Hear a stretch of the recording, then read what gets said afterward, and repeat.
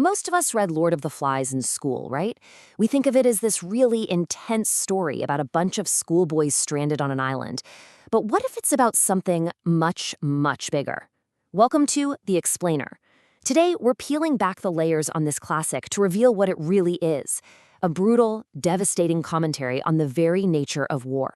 See, the author, William Golding, he actually fought in World War II, and that experience left him with a pretty dark question. He wanted to explore this really unsettling idea. What if our instinct for war isn't something we learn from society? What if it's actually buried deep inside all of us, just waiting for the rules to break down?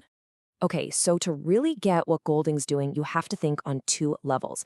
The island, that's the microcosm. It's like a tiny little social experiment in a bottle. And every single thing that happens there, the small war between the boys, it's a perfect mirror of the huge global war happening in the adult world. That's the macrocosm.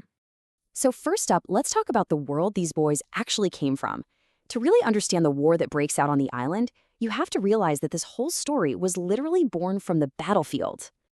Think about it. Why are they on this island in the first place? Their plane was shot down. They were being evacuated from Britain because a massive atomic war was raging.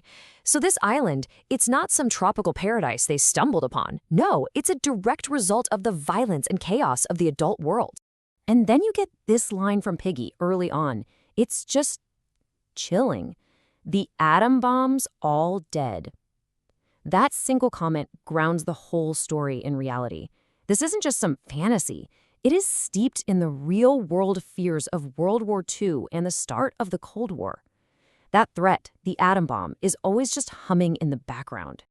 And with that backdrop of global war, what do the boys do as soon as they get there? Well, they immediately start playing out the exact same ideological battles that were tearing the world apart in the 20th century.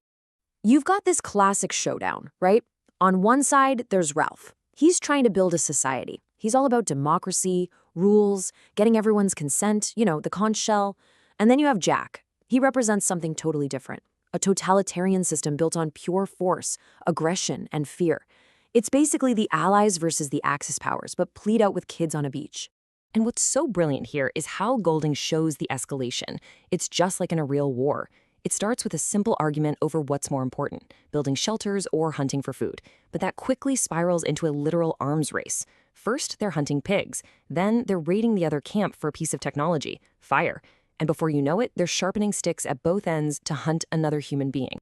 Okay, now we get to the moment where that big adult war, the macrocosm, literally crashes into the boys' little world.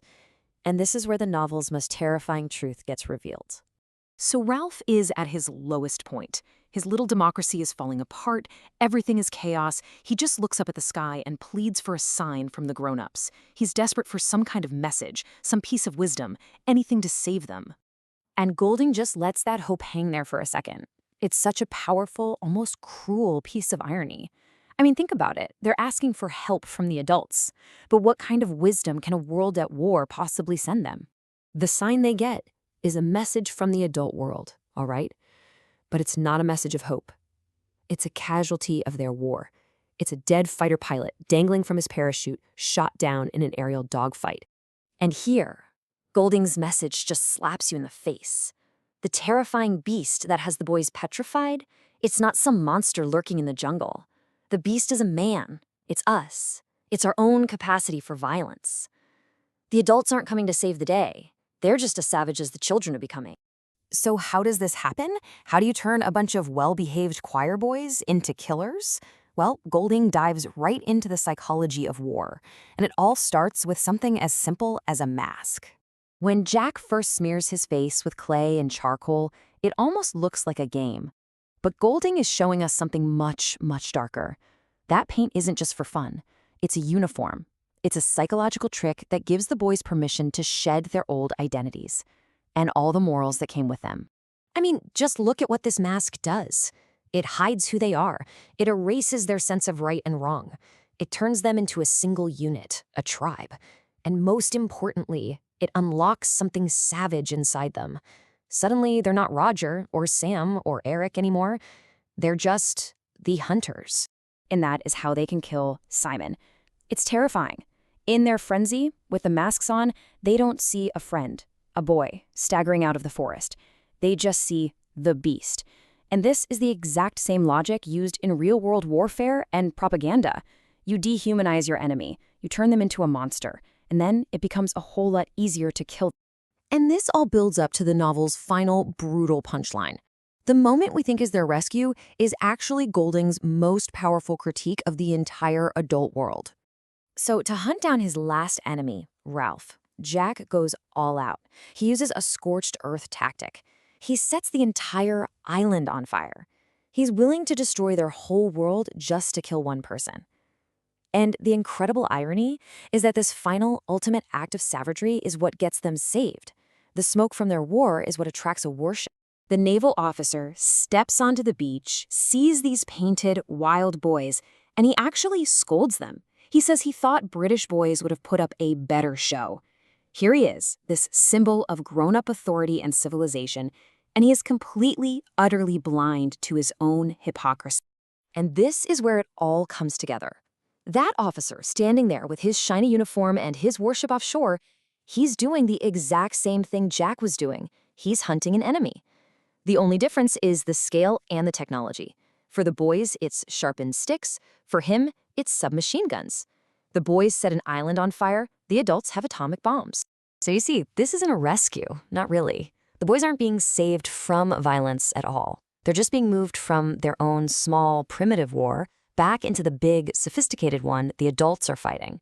They're basically just being returned to the exact same cycle of violence they just finished recreating.